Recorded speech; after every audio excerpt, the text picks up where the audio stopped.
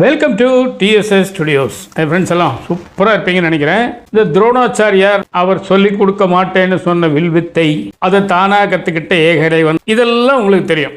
அதுக்கு பின்னாடி ஒரு கதை இருக்குது. இப்போ திரையில் படம் பார்க்குறோம், அதுக்கு பின்னாடி என்ன நடந்தது, எப்படி படம் எடுத்தாங்க, அதில் யார் யார் ஒர்க் பண்ணாங்கன்னா, அந்த மாதிரியான ஒரு திரைக்கு பின்னால் உள்ள ஒரு விஷயத்தை இன்றைக்கி நம்ம பார்க்க போகிறோம்.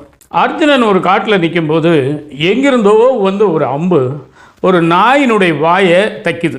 எப்படி தைக்குதுன்னா, ஒரு பல கோணங்களில் அந்த வாயை சுத்தமாக திறக்க முடியாத அளவுக்கு அருமையாக தைக்குது.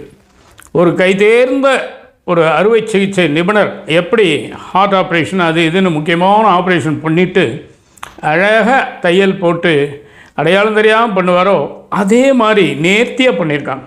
அர்ஜுனனுக்கு ஒரே ஆச்சரியம், ஒரு பயம், ஒரு கோபம், பல உணர்ச்சிகள் வருது. என்ன காரணம் அப்படின்னா, இந்த மாதிரி தைக்கிறதுக்கு என்னால் மட்டும்தான் முடியும், நான் என்னால் மட்டும்தான் முடியும், இதை வேறு யார் செஞ்சுருக்க முடியும்? அப்படி பார்த்தா துரோணாச்சாரியார் வந்து எனக்கு தானே சொல்லி கொடுத்துருக்காரு, வேறு யாருக்கும் சொல்லி கொடுத்துருக்காரா அப்படின்னு பல குழப்பங்கள் வந்தது. உடனே என்ன பண்ணுறான், அந்த அம்பு வந்த திசையை நோக்கி போகிறான். கொஞ்சம் தூரம் போனதும் அங்கே ஏகலைவன் இருக்கான். அவனுக்கு முன்னாடி துரோணாச்சாரியருடைய ஒரு சிலை இருக்குது. அதை அவன் கும்பிட்டுக்கிட்டு இருக்கான். உடனே இவருக்கு ஒரே கோபத்தில், யார் நீ அப்படிங்கிறார். அவன் ஏகலைவன் நான் அப்படின்னு சொல்கிறான். அவனுடைய பேரை சொல்கிறான், ஊரை சொல்கிறான். இந்த வித்தை உனக்கு எப்படி தெரியும்? இதை இவர் தான் எனக்கு சொல்லிக் கொடுத்தாரு அப்படிங்க. என்ன உனக்கு சொல்லிக் கொடுத்தாரா அப்படின்னு அவனுக்கு கோபம் அதிகமாகுது.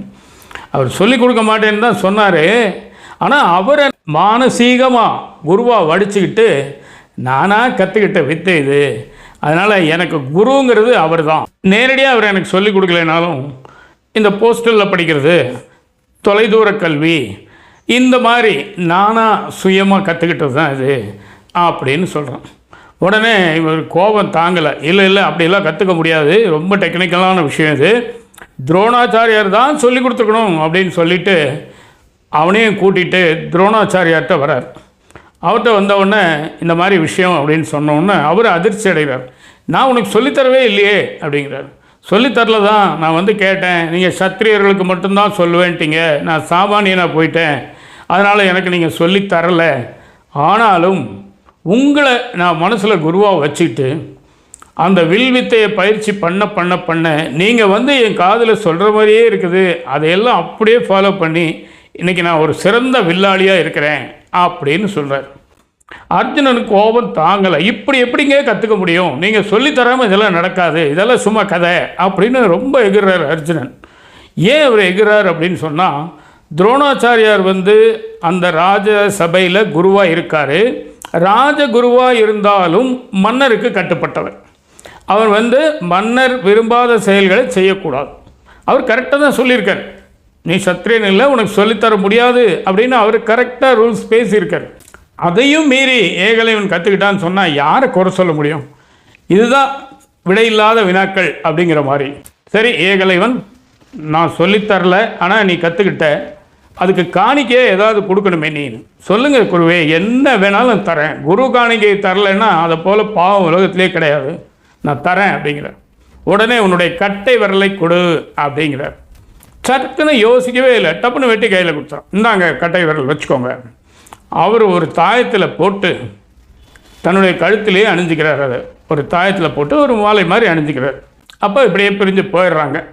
இதுதான் அந்த கதை. அதுக்கு காரணம் என்ன சொல்கிறாங்க அப்படின்னா, இப்போ நம்ம இந்திய இராணுவத்தையே இதுக்கு உதாரணத்துக்கு எடுத்துக்கலாம். அதில் வந்து சாதாரண சிப்பாய் முதல் முப்படை தளபதி அப்படின்னு சொல்லக்கூடிய அந்த 3 ஹெட் ஆஃப் த டிபார்ட்மெண்ட் வரைக்கும் பல பேர் வேலை செய்கிறாங்க, பல துறைகளில் இருக்காங்க.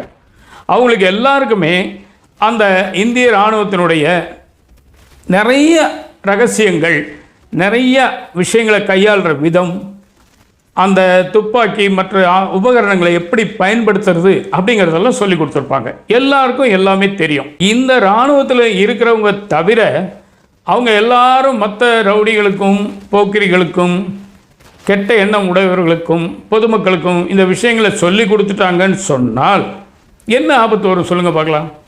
அவங்க உள்நாட்டு குழப்பம் ஏற்படுத்த வழி இருக்கும். அதனால் அதை வந்து அவங்க ரகசியமாகவே வச்சுருக்காங்க. இதுக்கு தான் நிறைய விஷயங்களில் பதவி பிரமாணம் அப்படின்னு ஒன்று வச்சுருக்காங்க. அதில் வந்து நான் இந்தியாவின் இறையாண்மையும் இந்த நாட்டின் ரகசியங்களையும் பாதுகாப்பேன் அப்படின்னு எல்லாம் ஒரு வரி வரும். இது நம்ம பொதுவாக தெரிஞ்சது ஏகலைவன் கற்றுக்கிட்டாங்கிறது. ஆனால் ஏன் அவன் கற்றுக்கக்கூடாது அப்படின்னு நம்ம இதுவரைக்கும் யோசித்ததில்லை. அதுக்குண்டான விளக்கம் இந்த விஷயத்தில் கிடச்சிது. இன்னும் கூட உங்களுக்கு ஈஸியாக புரிகிற மாதிரி சொன்னால், சாதாரண ஒரு பின் நம்பர் ஓடிபி மற்றவங்ககிட்ட சொல்லக்கூடாதுன்னு சொல்கிறாங்கல்ல, அதாங்க இது. அதனால் ஒரு குறிப்பிட்ட அரசாங்க ரகசியங்கள், வித்தைகள், இதெல்லாம் எல்லாருக்கும் தெரியக்கூடாது அப்படிங்கிறது பொதுவான விதி. இவ்வளோதான். இதாங்க இந்த விஷயம். நிச்சயமாக இந்த விஷயம் உங்களுக்கு பிடிச்சிருக்குன்னு நம்புகிறேன். உங்கள் கருத்துக்களை எதிர்பார்க்குறேன். மீண்டும் அடுத்த எபிசோடில் சந்திப்போமா? அதுவரை உங்களிடம் விடைபெறுவது உங்கள் அன்பன் டி. சண்முக சுந்தரம், போத்தனூர், கோயம்புத்தூர். நன்றி, வணக்கம்.